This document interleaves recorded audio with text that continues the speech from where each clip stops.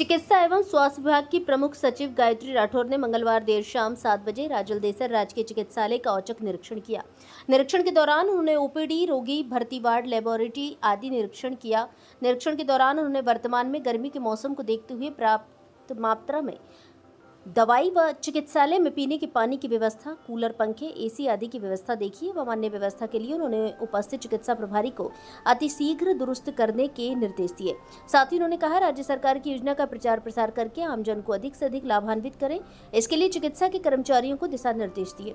उन्होंने बताया कि सरकार की सबसे महत्वपूर्ण योजना मुख्यमंत्री आयुष आरोग्य योजना में कैशलेस उपचार हो रहा है। चूरू जिले में भी काफी लोगों को लाभ मिल रहा है। राज्य में 1,33,00,000 व्यक्ति शामिल है, इसलिए इस योजना का आमजन को लाभ लेना चाहिए। इस अवसर पर पत्रकारों की ओर से राजकीय चिकित्सालय में लंबे समय से चिकित्सालय में रिक्त पदों को लेकर एवं 50 बेड का अस्पताल बनाने को लेकर, इसके अलावा चिकित्सा परिसर में बरसात के समय जमा पानी की निकासी की व्यवस्था को लेकर बात कहीं बताया कि हॉस्पिटल में बरसाती पानी आने से हर वर्ष लाखों रुपए का नुकसान होता है।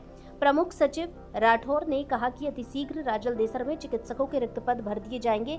साथ ही 50 बेड का अस्पताल के लिए जो नियम है उनको अगर फॉलो करती है तो निश्चित रूप से सरकार को इसके बारे में अवगत कराया जाएगा। इसके अलावा चिकित्सा परिसर में बरसाती पानी के बारे में कहा, यह बिल्कुल महत्वपूर्ण समस्या है, इसके लिए मैं जिला कलेक्टर को अवगत कराऊंगी एवं उच्च अधिकारियों से भी वार्ता की जाएगी।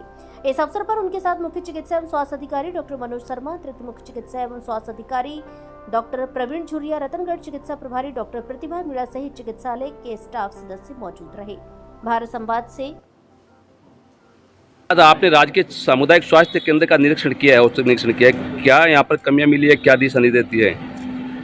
देखिए, ये जो सीएचसी है राजलदेसर, जैसा कि बताया गया है कि ऑलमोस्ट 400 के प्लस ओपीडी है। उसके प्रपोर्शन में अभी हाल ही में जो डॉक्टर्स की व्यवस्था जिले स्तर से भी और स्टेट लेवल से भी की गई है, कुछ तो इनको सपोर्ट मिला है, लेकिन कोशिश करेंगे कि अभी जो नए डॉक्टर्स आ रहे हैं जिनका रिजल्ट अभी जारी हुआ है, डॉक्यूमेंट वेरिफिकेशन होकर के अगले महीने तक मिल जाते हैं, तो प्राथमिकता पे सारी ऐसी जगह, ऐसी सीएचसीज जहाँ पे ओपीडी भी ज़्यादा है लेकिन डॉक्टर्स की आवश्यकता है, इनको हम प्राथमिकता पे रखेंगे।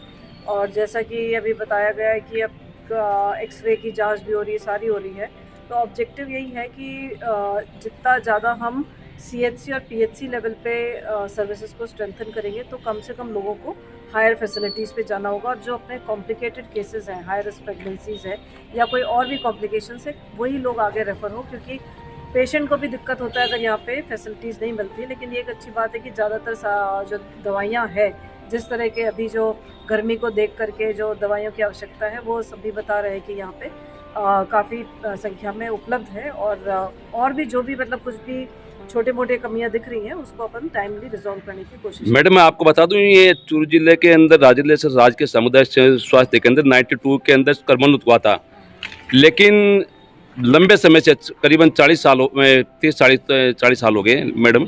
हमने पत्रकारों ने पिछले महीने करीबन 40 दिन तक धरना दिया चिकित्सकों रिक्त पदों को लेकर। वर्तमान में चिकित्सालय में मैडम एक कार्यरत है, डेपुटेशन लगे हुए डॉक्टर आते हैं, कोई बात नहीं है। तो मैं ये निवेदन करा था मैडम, डॉक्टर्स जो हमको नए एमओज अभी मिलेंगे तो हम प्राथमिकता से ऐसी जगह, ये तो राजलदेसर तो एक है, लेकिन इस तरह के जो अपने डेजर्ट एरियाज में जो खाली हमारी फैसिलिटीज़ है, उस पर हम प्राथमिकता से लगाने का प्रयास करेंगे। सरकार की ओर से कोई योजना मैडम जो चलाई जा रही है, उसके बारे में क्या कहना आपका?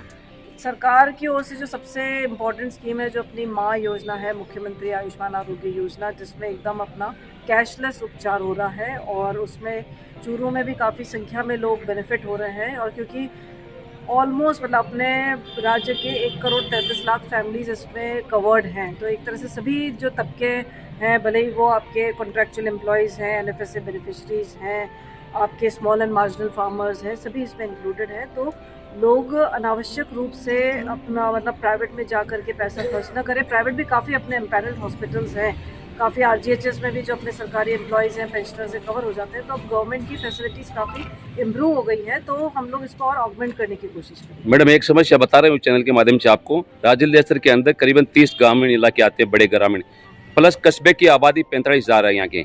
यहाँ के वाशिंदे जो छोटे मोटे उपचार के लिए बीकानेर, चूरू, रतनगढ़ जाना पड़ता है, उनको बहुत परेशान होते हैं। तो मैं चाहता हूँ कि करीबन यहाँ पर 50 बेड का हॉस्पिटल मैडम होना चाहिए यहाँ पर राजलदेसर। देखिए, ये सारी ना फेज्ड मैनर में होती हैं सारी चीज़ें। और अपन 50 बेड का बना दें, फिर अपन सर्विसेज उसमें ऑगमेंट करें। अभी यहाँ की रिक्वायरमेंट के हिसाब से सबसे ज़रूरी है कि अपन यहाँ पे एमओज पोस्ट करें, तो जो आपका ओपीडी है कम से कम वो अपन उसको एड्रेस कर सकें।